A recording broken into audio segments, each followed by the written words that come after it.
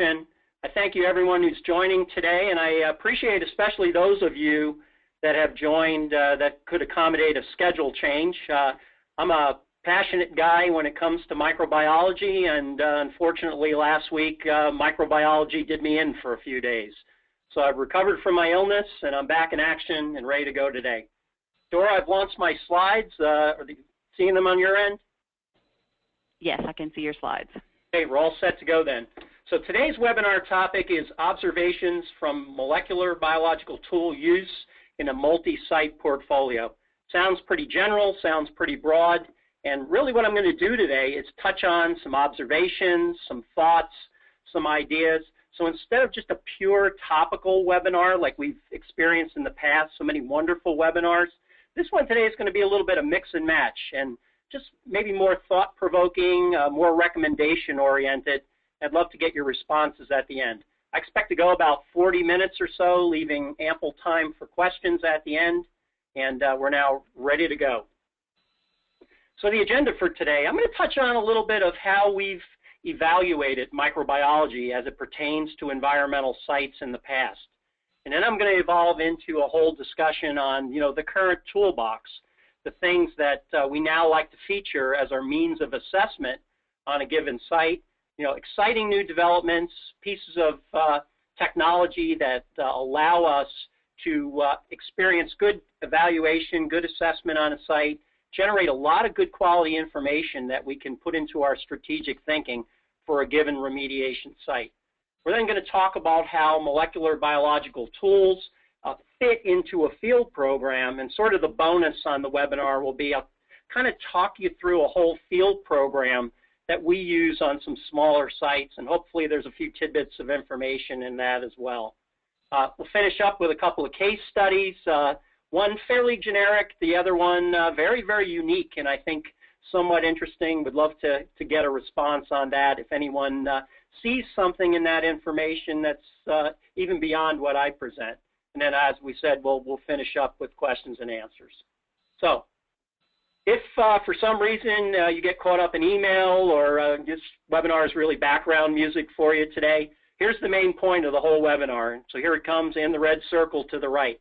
When one looks at a site conceptual model, there are various pieces of information that fit into defining the problem. And everyone has information on the background of the site, the history, the contaminant background. We often collect geochemistry to understand water quality issues, the general goings-on within the groundwater.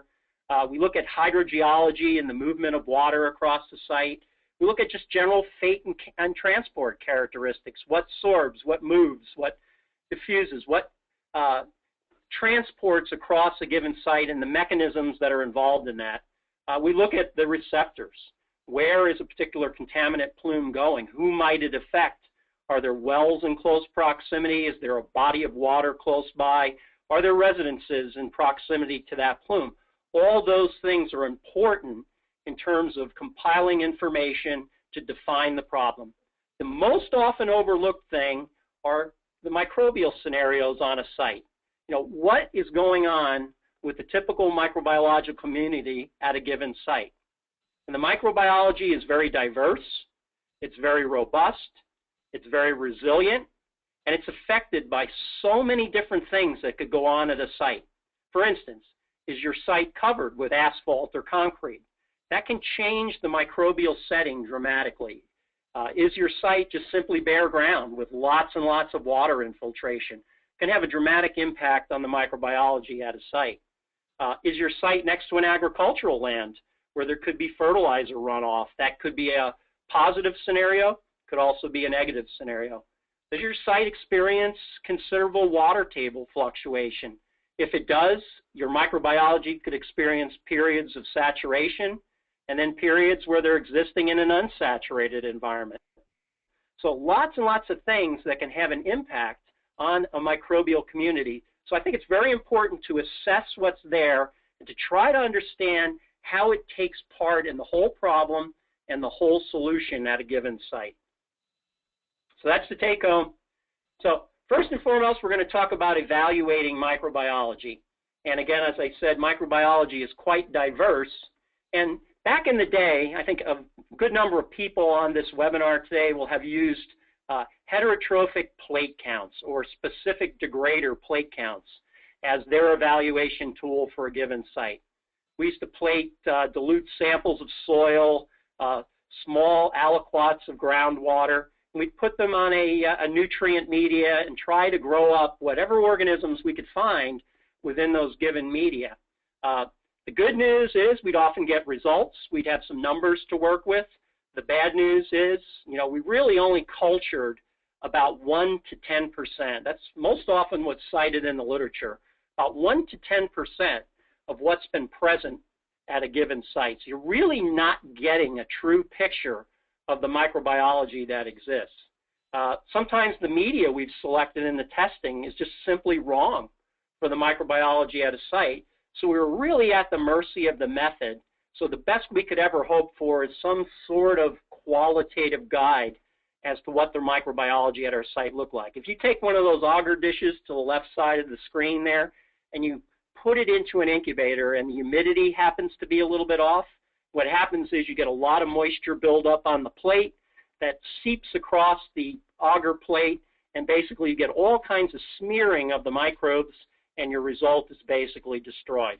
So an inexpensive method, a method that we used for many, many years, but a method that really didn't produce a lot of great information for us.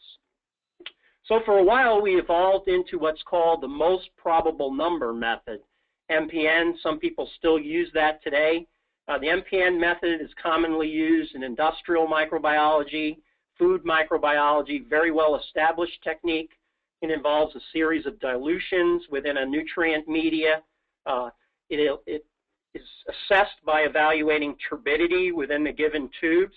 And then based on the number of tubes that show turbidity, those are compared to a statistical table so that you develop at a 95% confidence level an assessment of the number of microbes that are present.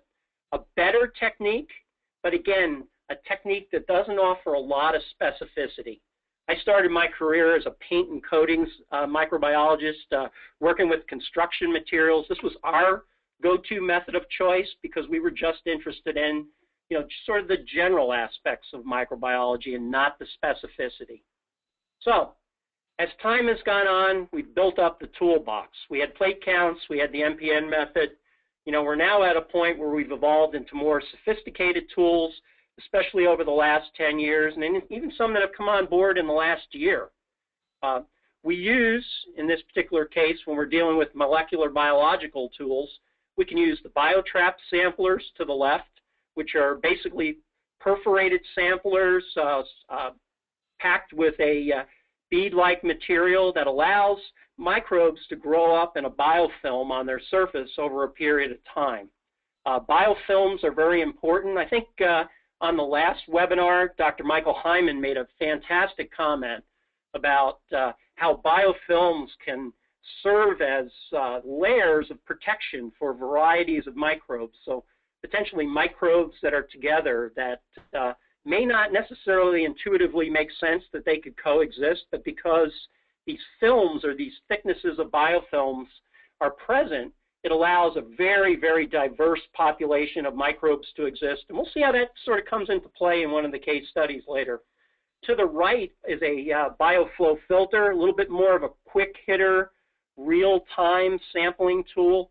We often use these because we're on a very tight budget on many of our projects. It gives us a real quick snapshot of a given site. So we have different options for sampling that allow us to feed into some of the molecular biological tools that we'll use for microbiological assessment. Again, the BioTrap, there's a range of time you can allow a BioTrap to sit within a given well to assess microbiology at a site. We've consistently gone with 30 days. We've tried 45 days, haven't seen a whole lot of difference. So our regular go-to time in the well is 30 days. A real key thing with BioTraps is you always have to place the BioTrap across the screened interval at the particular level that you're sampling for other parameters. What that allows you to do is assess the microbiology at that particular interval in comparison to geochemical parameters, to contaminant constituents, all at that same particular interval. So I think that's a common piece of information, but something that can't be overemphasized. Also, when you pack these things on ice to ship to the lab, it's not a good practice to just sit them within a bath of ice. You know, bag the ice, bag the biotrap samplers, protect them from water infiltration, just to protect your biotrap from any compromising situation. With the bioflow filters, again, it's an inexpensive way to get a real quick sample as you pass water that's pumped from a given well through a biofilter sampler. Again, a quick, simple operation. We found in comparison between bioflow filters and biotraps reasonably good accuracy. Sometimes we will do our initial evaluation on a site with a biotrap sampler, and then we'll switch over to bioflow filter samplers after that in order to have a quick, more rapid sampling event on site. And again, we don't feel that a whole lot of the accuracy is disturbed. Again, the same holds true with these. You have to protect them from infiltration from water, from ice. So that's pretty much common knowledge, so just a simple best practice. Same thing here with the biotraps. You're going to sample from the interval that you're collecting other samples for that particular site. So if geochemistry and contaminant constituents come from 12 feet below ground surface, that's where you collect your sample and pump it up for your bioflow filter sampling as well. So then we feed into the analysis that we use in a practical scenario. On many of our sites, we start out with the phospholipid fatty acid analysis to try to get a gauge of the general populations of microbes that are present. I think in bar graph form like this, you have a nice little tool that you can use for comparison over time to show changes in microbial populations. You can see very specific things if you have an abundance of hydrocarbon degraders, if you have a very robust population of iron and sulfate reducers. It can be very different in different wells at different locations on the site. And so the PLFA analysis is a nice little tool to get that initial assessment. From time to time, we use it as our start to finish analysis, but more commonly we use it as our upfront analysis to kind of gauge what the general population looks like and get a sense of where we might go with microbiology as part of our solution for a site. The census analysis is probably the one we use most often, and which many of you are familiar with. Gives much more specificity in terms of microbial communities, particular gene functions that code for certain degradation activity. The one I'm showing here right now happens to be sort of our go-to approach for gasoline contaminated sites. A couple of different functional gene groups, one of the known organisms for MTBE, TBA degradation, and sort of a general gauge of the overall biomass. That's our go-to. The two wells that I'm showing there are only the bare minimum that I would ever consider at a site. I like 3 to 4 samples on most sites, perhaps more if my site is larger, something that will give me a broader look at the microbiology that's present at a given site. So census is the next particular tool that's used as part of the evaluation process. More recently, the quant-array analysis have come on board. Just over the last 6 months, we've started using the quant-array petro and the quant-array chlor. And what this allows you to do is get an early assessment of a variety of microbial groups and functions at a given site. You may go into a site with a particular mindset of this is what I believe will be going on with the microbial community at the site. And once you do this analysis, you may find that the results show you something completely different. You might be going into a petroleum site, for example, and thinking, yep, we're going to go ahead and we're going to add oxygen and our bugs are going to flourish and we're going to have a great result. Whereas you do the analysis and all of a sudden you realize, you know, what's really dominant here is a robust community of sulfate reducers. So perhaps our best approach for this site could be a sulfate reduction process. So it's very good, again, in terms of establishing a baseline and getting a good quality assessment of what the microbial community is present and also what sort of functions are being carried out on site. So here you see the quant array with some of the aerobic components and some MTB degradation components. Again, I like how this shows in comparison the different wells. And you can see that, you know, in some wells, we certainly have some things absent that are present in other wells. Again, gives an assessment of some of the PAH degradation mechanisms and the alkane degradation mechanisms. Here we see that's not particularly prevalent at this particular site in the 3 wells that we've assessed. And then lastly, it will also carry you through a series of anaerobic components. And again, here we see some potential for benzene degradation through an anaerobic mechanism that's not present at each and every well. For chlorinated sites, which we're not going to deal with very much today, again, we usually try to go in, we think, oh, Dihalococoides right away. Boy, if I just have robust populations of Dihalococoides, you know, I can get all sorts of reductive dechlorination to occur. And I think we find in a lot of sites, as you see here in this one, we don't have a real robust population of Dihalococoides. We see other mechanisms that are in place. And what's surprising, though, is in this particular case, as I switch to the next slide, we see that there is some potential here for aerobic co-metabolism, something that I didn't necessarily think was going to be dominant going in, but now I have an altogether different mechanism that I might consider for this particular site. And then lastly, we also get some data on just the total biomass, and then some of the sulfate reducing population, ammonia degraders on site. So these quant array analysis, whether quant array petro, quant array chlor, they can provide a real broad brush look at the potential for your site and ideas right up front as to ways you can take the site microbiologically in order to achieve a remediation result. So we move from the tools to the field. So we've talked a little bit about the early days of evaluation. We've talked a little bit about present day evaluation and the tools that we use and how we use them. Now we move into a field scenario. The portfolio that I mentioned in the title is a series of aerobic bioremediation sites that we completed in California, all gas station sites. Some people look at gas stations and say, yeah, those are easy. Well, gas stations are small, but they're certainly complex with the level of infrastructure that's present, with often some very complex free product scenarios, non-aqueous phase liquid scenarios.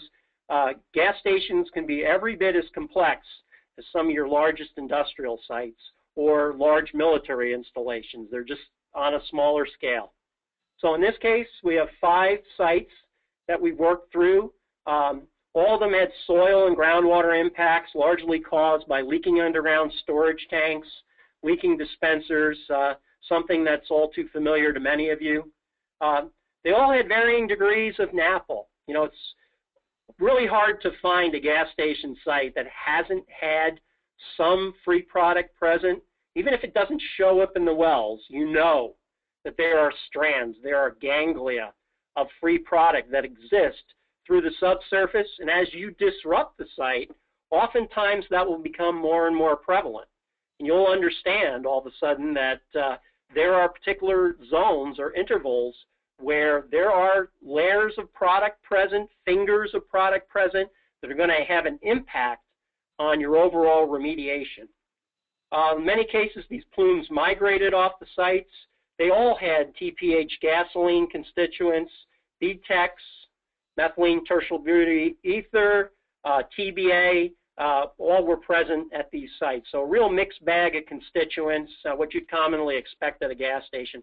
And they all experienced some sort of preliminary remediation, whether it was free product recovery, excavation, soil vapor extraction and air sparging, chemical oxidation in a lot of cases to really go after the robust source areas and knock down the contaminant mass before bioremediation or monitored natural attenuation was used in the polishing component of the site.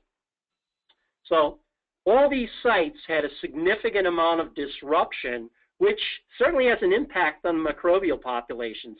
Anytime you're digging, anytime you're aerating, anytime you're inducing changed conditions with a chemical, you're going to have a change in microbial population. You're not going to obliterate the microbiology, that's a myth, but you may inhibit it. You may inhibit it for periods of months, and you certainly may have a period of time where it'll be 2-3 months before things will recover and become more like their background levels or more like their starting levels. So all these things impact the microbiology. When you have a remediation site, such as a gas station, the most common thing you'll find inside the plume versus the background is you'll find diminished dissolved oxygen and or other electron acceptors. So what goes on outside the source area is one thing. What's happening right in the core of that plume is something else. You may also find very low microbial densities or counts or populations within the core of the plume because there's been this robust food source present and an abundance of electron acceptors for a while, and then those get used up, and so the population dynamics change again. You also have subtle differences, obviously, from heterogeneity at sites, you know, a clay zone versus a silt zone versus silts and sands combined. So lots of complexity. You know, we don't have the perfect sandbox too often, unfortunately. And also, because we're dealing in gasoline sites here, gas stations, we get lots and lots of subsurface obstructions, and that causes one to think about anything that I add, I have to consider potential compatibility with the infrastructure that's present. Certainly don't want to be adding something on top of a piece of infrastructure that could harm the coating on a particular utility line or cause any type of damage whatsoever. So when we go to a site, certainly two kinds of data you want to focus on are your field parameters. Those are low resolution type parameters, low tech, generally measured with a meter, measured with a flow-through cell. We had the luxury on our portfolio of having sufficient budget that we could use multiple techniques to try to gather data and correlate it, corroborate what we were seeing with one type of meter with a second type of meter. That's a rare luxury that we don't always get, so we were able to do that in this particular scenario. We also collect geochemical data. Some people call those bioparameters. Some people call those attenuation parameters. Terminal electron acceptors, all the same animal. You know, the geochemistry that you're going to use in conjunction with the field data to figure out what's going on at a given site. High resolution, high tech, you know, sort of the basis for the mechanisms that are occurring at a site. We measure, again, as I said, field parameters. When I say field parameters, that for those that don't know on the webinar, pH, conductivity, temperature, oxidation reduction potential, or redox, dissolved oxygen, or DO. And these are the key parameters. Do all these things every single time give you textbook values? They absolutely do not. Many times it's hard to get any of these to correlate. Does my DO on each and every site correlate with my ORP? Absolutely not. Does it mean that it wasn't measured properly? In some cases, perhaps. In other cases, it's just simply that the subsurface is very complex and there are lots of different dynamics going on within the confines of the water column within a given well, within that well screened area. And so, you know, results don't always make perfect sense. So the trick is to try to take everything that you have and piece it together like a puzzle and get the most out of it that you possibly can. So field parameters. So the terminal electron acceptors are the next piece of information, and what they largely tell you is what kind of environment exists at the site. Is it very anaerobic? Is it very aerobic? Is it something more transitional and a little bit in between? That may indicate, when compared to the geochemistry here, what's going on at the site. Is it iron reduction? Is it nitrate reduction? Some sort of hint as to a microbial mechanism that's occurring at the site. Sometimes you'll find multiple mechanisms that are occurring at different depths, at different locations. So certainly a hodgepodge of things that can be going on at a site. But all this, as we mentioned earlier in the webinar, all of these things contribute to the overall site conceptual model. So field parameters and geochemistry are important in terms of the assessment of what's going on at a site. When we go to a gas station, our go-to list of targets for our census analysis are what you see in front of you. The phenyl hydroxylase, probably the most predominant mechanism we find at gas station sites, certainly what we found at most of the sites in this portfolio. It's the one that we see that seems to always be there. It seems to be a fairly robust mechanism. From time to time, we see the naphthalene dioxygenase genetic function or gene function, and that's there sometimes, but not all the time. That's the one that we find is a bit more fleeting, not necessarily there at such prevalent levels, but something that we always include because we do find sites where that is the driving mechanism. MTBE utilizing PM1 organism, the Methylibium petroleophyllum organism, PM1, is something we go looking for. More times than not, we don't find it in very high densities. But the good news is we can, in many cases, enhance it and see it grow up to significant levels that can be utilized as a component of the remediation. And then we also measure total eubacteria, which are really a total biomass estimate. Sometimes you'll see quirky things like you'll have higher densities for the gene functions, maybe even the MTBE organism, than you will the total eubacteria. Again, the eubacteria measurement is just sort of a general guide, and just to give you a little basis, it doesn't necessarily have to correlate perfectly each and every time. So we have field parameters, we have geochemistry, and we have microbial data, all a part of our makeup for our assessment of a site and our thinking as part of a remedial solution.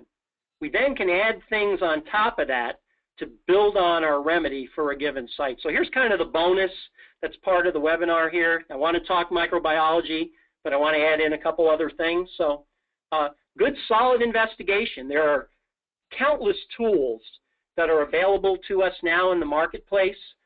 Membrane interface probes, LIF, cone penetrometers, any type of investigative tool that will help identify the conductivity of specific intervals in the subsurface, that will help identify potential pockets of contaminant mass, places that you will need to know about so that you can provide amendment and stimulate the microbiology at a given depth interval at a site.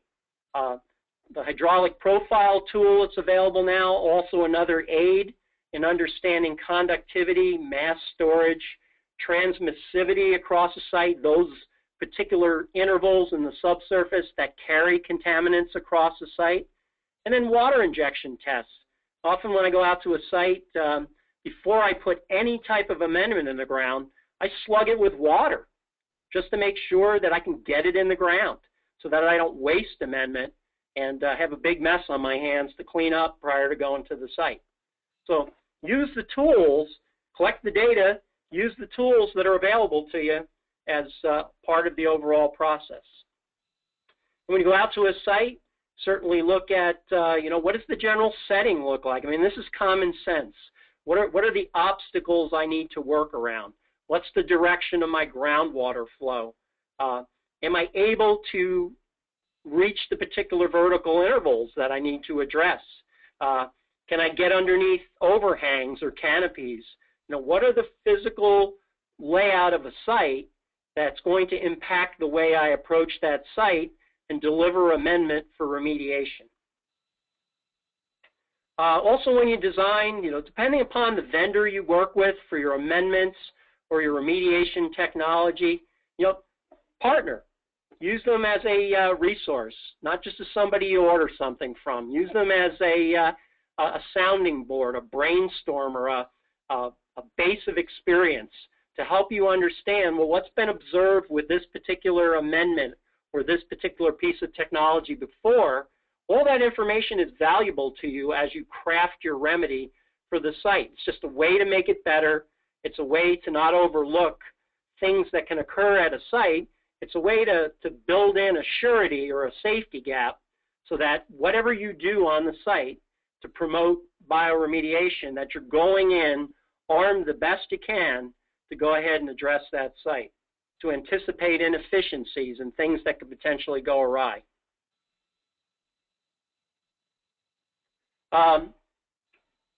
We also have injection arrays as another way to set up a design for a particular site. When we've addressed the gas station sites in this portfolio, we used a grid array so that you could letter code it, number code it, identify very specific locations where an injection point was going to be made and amendment delivered. The red dots that you see there, the black dots that you see there are injection points from different injection events. And as I point that out with the red arrows there, these are a nice, easy way for you to visually lay out your site. And then what you can do is you can take the letter code and the number code for that particular injection location, and you can share that with your injection contractor, who can then record the pertinent information for that particular injection point after an amendment is added. So what does that look like? It looks something like what you see on the screen there. Those injection reports that you get from your injection contractor at a site, they're valuable. They're not just another piece of documentation to put in the file. They're real live pieces of information that you can learn something from. The pressures, the flows, the notes from an individual injection point. You can see here on the left, this is point C28 from an injection grid. So you can learn everything in terms of what was added, how many gallons, what were the pressures, how much water was used, all the pertinent information that you need to understand how effective injection was at that particular location. So as you see here where we're going with everything, we're taking data, we're taking tools, and now we're taking application information, and we're just building on that to craft and understand our remedy. So observations from the 5 sites we did. Now, we did aerobic bioremediation on each and every one of the sites using direct push injection and using an oxygen release material, supplemented at some locations with a sort of a moderate oxidant to get both an oxidation boost as well as some desorption to occur. It's a fairly common technique.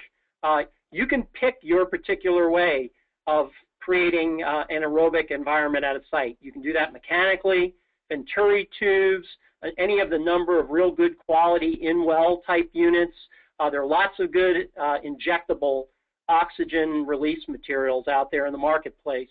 So pick the one that you want to use and kind of follow this pathway, and you can have a real workable solution at a site. So some of the observations that we had. At the 5 sites that we addressed, the total biomass going in averaged about 10 to the 6 cells per milliliter or cells per bead, depending upon the technique we used to sample. So a fairly moderate population of general bacteria going in. That typically suggests maybe there's a little stress in the environment for the microbes. Perhaps they, been some changes in parameters. They're there. They're probably functioning. They may be functioning at a very slow degradation rate. But that's kind of what we found going in. We didn't find a whole lot of difference as we flip-flop between biotraps and bioflow filters. We did find that the phenyl hydroxylase gene function as the predominant mechanism on these gasoline sites. We did have one site where the naphthalene dioxygenase gene function was the most prevalent function that was present. The PM1 organism typically found at very low densities. The good news is on each and every case we were able to increase it by providing amendment. And once in a while we'd find an unusual microbial condition on site which will be featured here in a moment on the case study. I got curious, so I took the 5 sites we had and I just randomly selected 15 other sites that we did around the country, different geographies, different soil environments, just for kicks to see how they might compare to what we saw in the 5 sites in our portfolio. And we found that on average, the total biomass was a little bit higher. Instead of 10 to the 6, it was 10 to the 7. We still maintain that prevalence for the phenyl hydroxylase gene function. That was found at 11 additional sites. The naphthalene dioxygenase gene function was prevalent at 4 of the additional sites that I looked at. So it's out there, probably needs to be included each and every time, and just helps, again, in getting an understanding of what's going on at the site. The PM1 organism, again, typically found at very, very low densities. Had some sites recently, I found it as high as 10 to the 5, 10 to the 6, which I get excited about, but that's really a rarity. It's usually down around 10 to the 1, 10 to the 2. And on these other 15 additional sites, I found unusual conditions. Some sites had screaming high sulfate reducing populations, so there's always surprises amidst in the microbial community. So I'm going to wrap up with some case studies. Looks like we'll have a generous amount of time for some questions and answers. And the first site is a aerobic bioremediation site, Seal Beach, California. Again, service station site. That is an actual photo from the site. Benzene present, about 60 micrograms per liter. MTBE was present, a lot of TBA. This was in groundwater predominantly. We didn't have much of a soils issue after some other remediation was put in place. This site had quite a bit of heterogeneity, you know, real mixed bag layers of silts and sands and clays. We'll make a comment. A lot of people say you don't find very robust populations in sand. I only find that to be true in my experience in like beach sand type settings. Most of the other environments, whether it's medium or fine-grained sands, I still find microbial populations that are comparable to silts and clays. So that notion that, well, sandy sites don't have much microbiology because you don't have the same kind of pore space and, you know, you don't have the same organic content, I think that's probably myth based on my experience. Again, we did aerobic bioremediation here. We did multiple rounds of injection. Any good amendment-induced project will have multiple rounds of injection, probably shrinking it down each and every time to focus in on particular areas that are more recalcitrant to treatment than others. The whole purpose of introducing an amendment at this site is to generate a robust aerobic environment, not just get amendment in the ground and hope that it causes an effect. No, it's to create a seriously aerobic environment. And that's really the key to making it work. Whatever you use, mechanically induced oxygen, oxygen release compounds, whatever the case may be, they will all function. It's the prevalence of the aerobic environment that's really going to drive your success on a remediation site. So the more aerobic you can make a site, the better your site's going to be. It's not just about adding the oxygen. It's about adding it in sufficient abundance to change over the environment as completely as you can. So this site, we collected a full suite of field and lab parameters, microbial parameters. This is what the ugly mess looks like. All those crazy lines that you see there are all obstructions within the subsurface. Makes injection absolutely just a wonderful thing to try to work in and around those lines without causing damage, without setting up potential compatibility scenarios.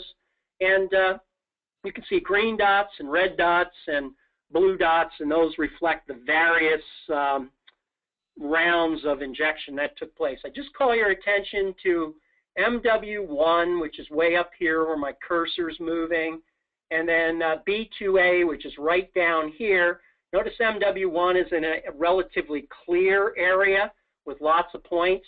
Notice that B2A is in an area that the points are very scattered and there's lots and lots of infrastructure. That's important based on the comment I just made. This is MW1 and the characteristics that occurred at it. So what we see here, we've used an oxygen release compound and a little bit of desorption material, as I mentioned earlier. Notice how we see at MW1 a nice little change in pH. We would expect the pH to go alkaline for a period of time and quite alkaline initially. Here you can see it's gone as high as 11.6, a little bit higher than that. We see ORP started somewhat negative, and here it's transitioned into more of a positive scenario. We see DO kind of supersaturate for a bit. That typically means you just got a lot of amendment in very close proximity to the well. And then that moderates a bit and comes down a bit, and tends to show some level of utilization. Not in each and every case, but in this particular scenario. Again, keeping in mind that this well was in an area where we could get a whole lot of points around it, truly change the environment. And then look at the contaminant concentrations. They start high, they degrade over time, changes in the geochemistry that's there, things like methane drops over time. We see some scenarios where sulfate also tends to stay steady. So we've gotten out of any kind of sulfate reduction environment. We're in more of a true aerobic environment.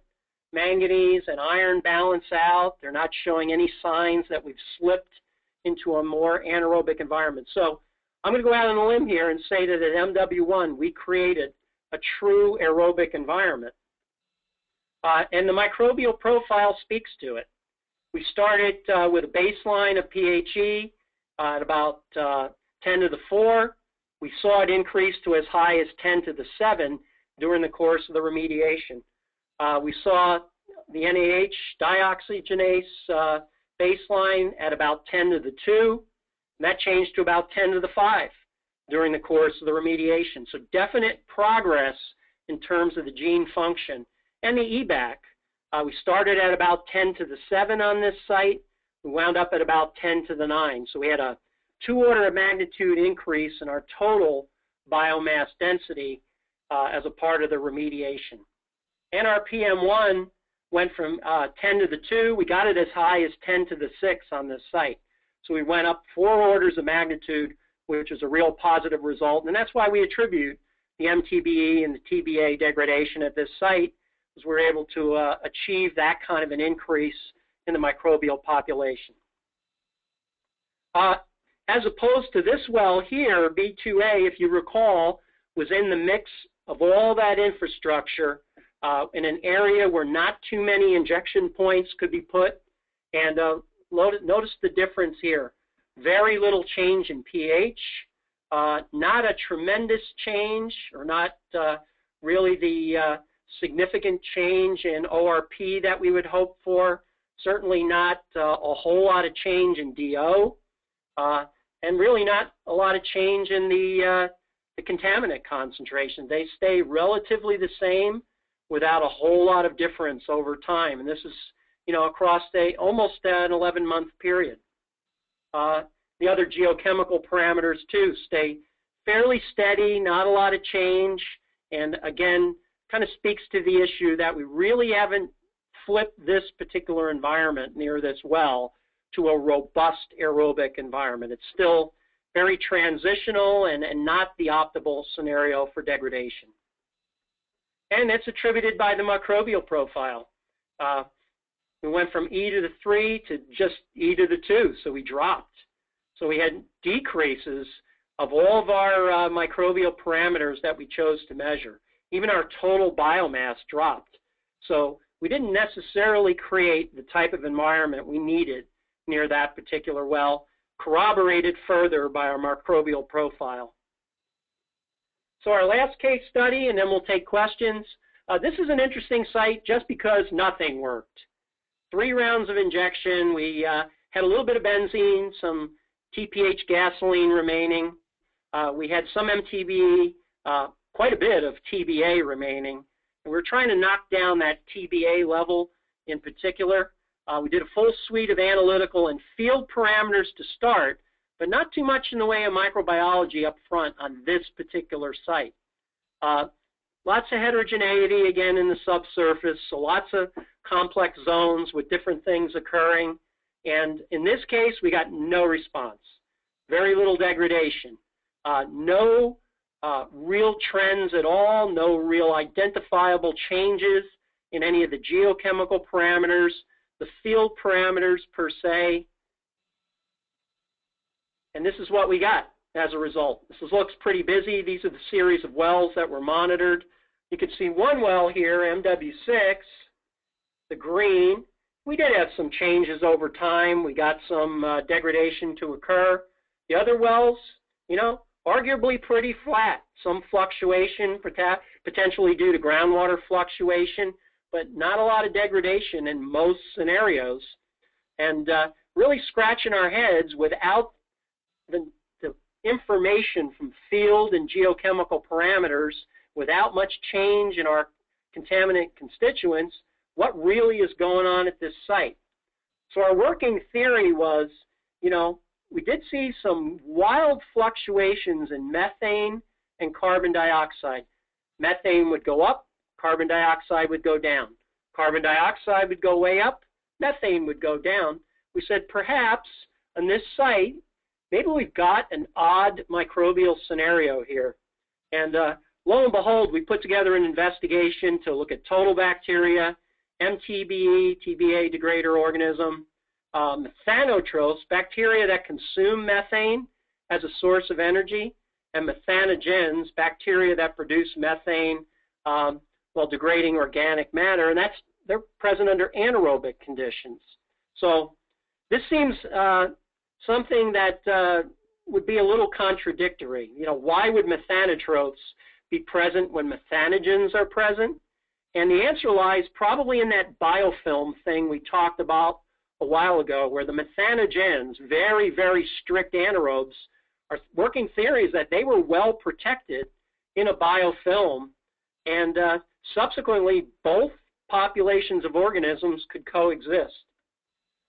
These are the data that we got as we did our initial assessment. If you look at the red rings at the bottom of the table, you know, we saw again total biomass that gave us some fairly low densities, but we saw these very, very high densities of methanogens, of methane oxidizing bacteria.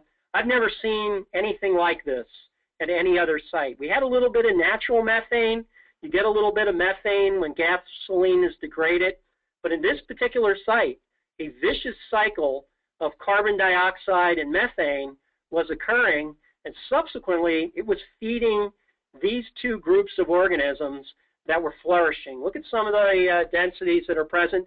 They get up to as high as 10 to the 9, both of those across the period of remediation. So a very, very unique scenario. And our working theory was that, well, perhaps during a subsequent injection, we could overload the site with oxygen and overcome the scenario. Well, that failed miserably. All we did was continue to stimulate those populations, build them up again to very, very high densities, and basically keep them flourishing without benefiting any of the other organisms and promoting degradation. Finally, we got to a point where we just simply said we're going to give it one last college try. We're going to create an absolutely intense microbial environment around some very key wells with some of the highest concentrations. And this gives you a sense, even though this is a very, very busy table here, this is kind of the level of data that we collected, the different microbial assessments that were made, different fluctuations in methane and CO2 that occurred. It's one big giant roller coaster.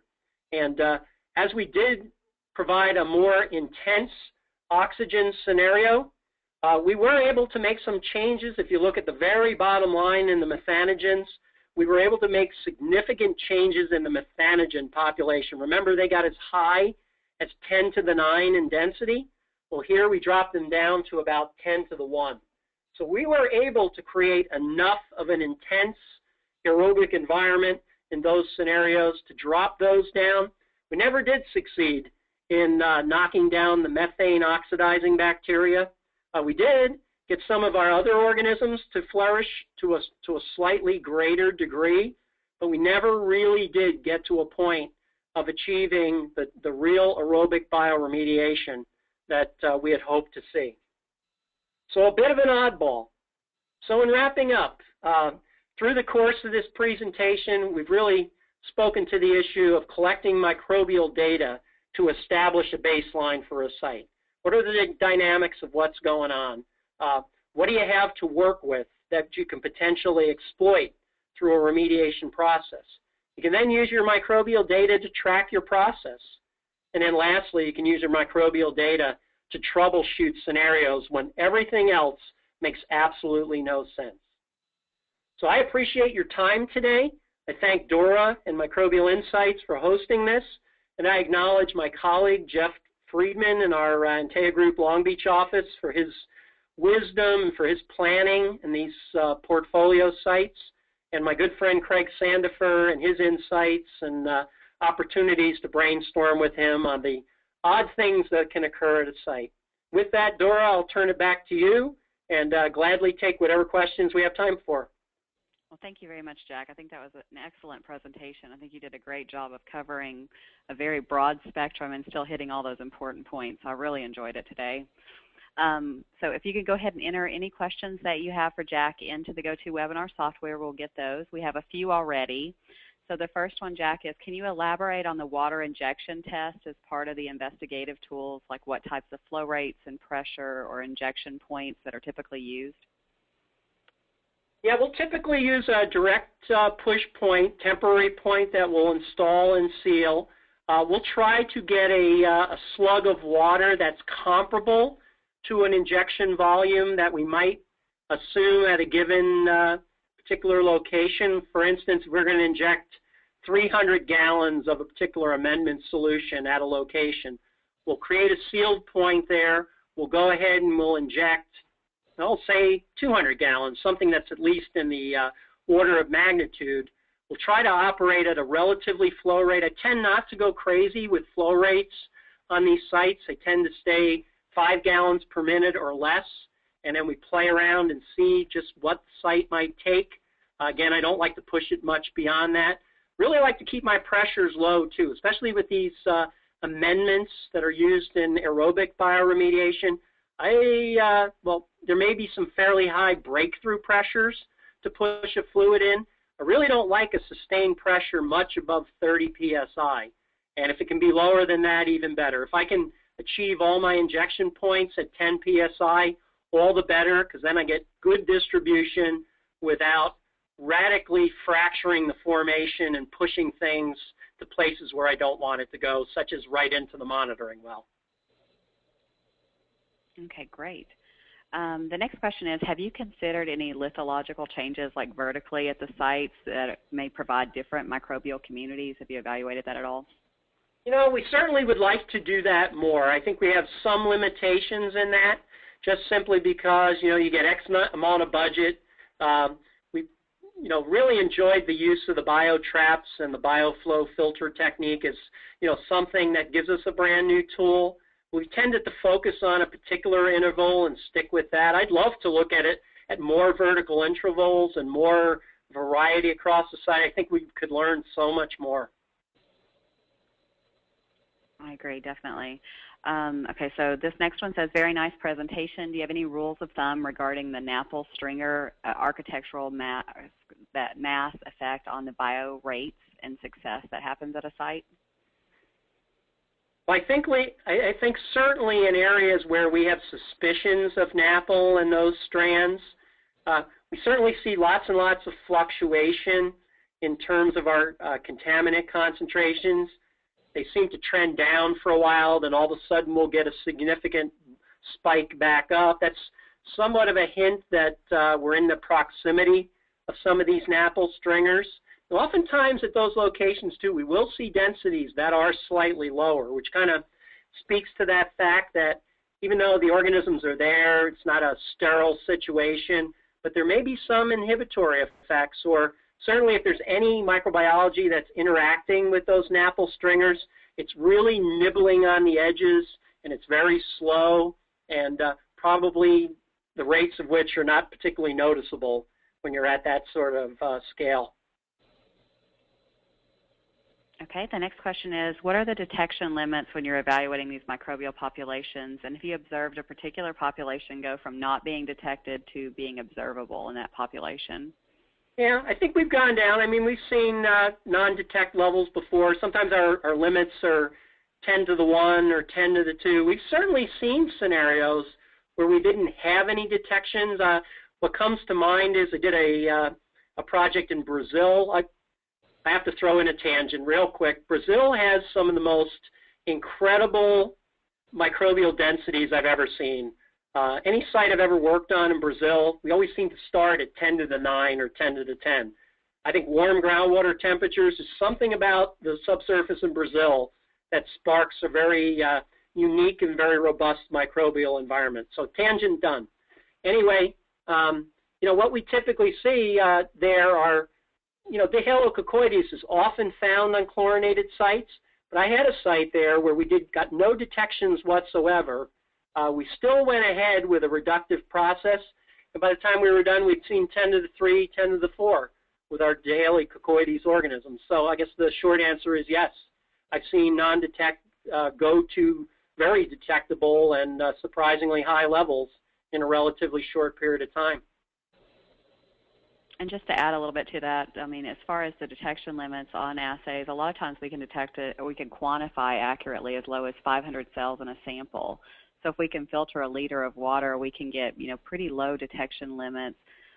When it's soil or things that we may not be able to extract as much volume, that's when we'll see kind of a higher detection limit. But we've also seen sites that have gone from, below the detection limit, so very, very low concentrations of that organism, to when the environment is appropriately stimulated, you'll have that increase in the population. So I think that's a really good question. Yeah. Okay, so the next one, Jack, is you spoke of a suite that you would typically analyze for petroleum sites looking at geochemistry, PLFA, census, quant array. What would be your go-to for a chlorinated site? Certainly all my array of electron acceptors, my nitrates, my total and dissolved iron, total and dissolved manganese, sulfate, sulfide, methane, CO2, and alkalinity. Those all give you useful information, or at least the majority of them will give you good information. I'm always on the fence with chloride. I have analyzed chloride on lots and lots of sites and very seldom have gotten a whole lot out of it, but I often include it. TOC, total organic carbon, for sure, that's one we certainly use. I like the new quant array chlor as my microbial tool. For those kind of sites, I just think it provides just a fascinating array of information. That's really the go-to suite. If you're really on a budget, you could knock out a couple of the electron acceptors. I don't necessarily get a great amount of information from nitrate time in and time out. I don't always get sulfide detected. I don't always get a lot out of total and dissolved manganese. So if you have to do a poor man's suite of analysis, then you can default to the remaining ones. Okay. The next question is, do you have any sites where you've seen ethanol have an impact, where it's created any special issues with the site or with evaluation of the microbial density? I've certainly seen ethanol spills where, depending upon the nature of the spill, how concentrated it's been, I've certainly seen, non-detect scenarios, real low densities of organisms. So certainly that can have an impact. I haven't worked on a tremendous number of ethanol sites over the years, but ones I've seen, sadly been disappointed in the microbial densities that were found at those sites. So it certainly can have an impact. Yeah, I think it has like a preferential substrate, like the electron acceptors are being consumed, maybe because ethanol is being degraded so quickly. Yep. Okay, next question is, nowadays are the environmental companies using bacterial community monitoring during their remediation processes?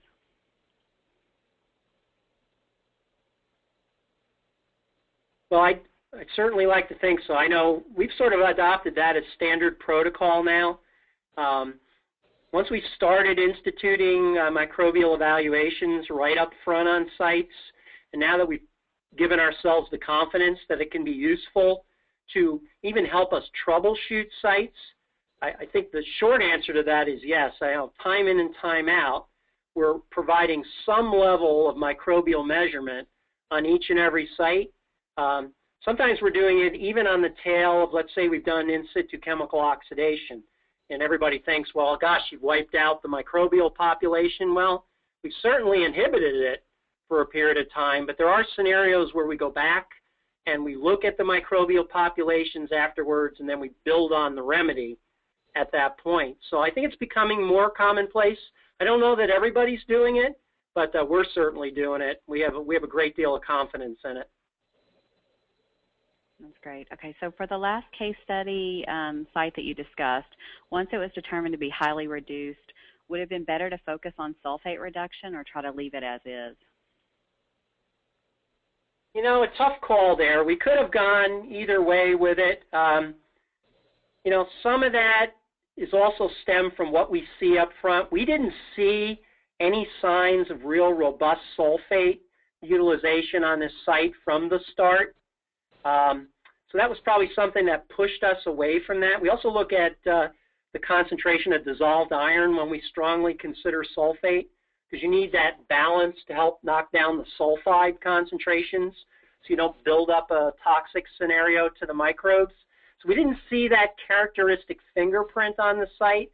So some sites I definitely would have said, you know, let's rethink this and flip it over. We just didn't see enough of that initially to have a good feeling that that could be done. So we pursued it down the path of just hitting it with the oxygen hammer, and it just didn't happen for us. Okay. How frequently do you think the microbial data has changed your plan of what you're going to do for a bioremediation approach?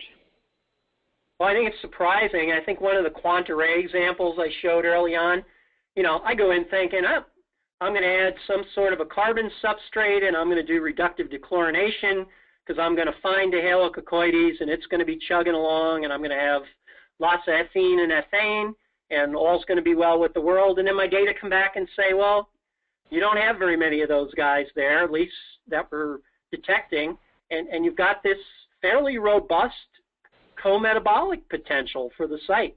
So in that scenario, I'm rethinking that site, and I'm thinking about potentially a co-metabolic solution where we're going to do it aerobically, and we're going to take advantage of the co-metabolic mechanism and the enzymes that are produced, and maybe achieve our result that way. So that one for sure.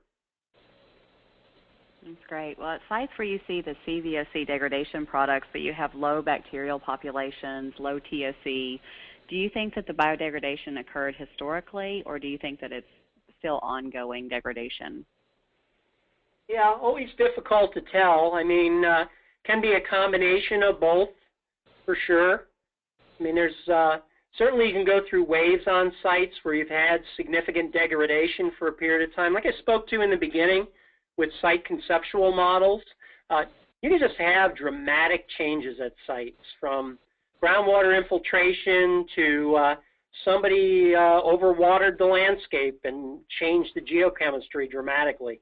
So you can have effects from historical things that have gone on, but then those things can rejuvenate, and you can get shifts in microbial dynamics and populations, and then subsequently kind of refire different mechanisms. So I think a little bit of both.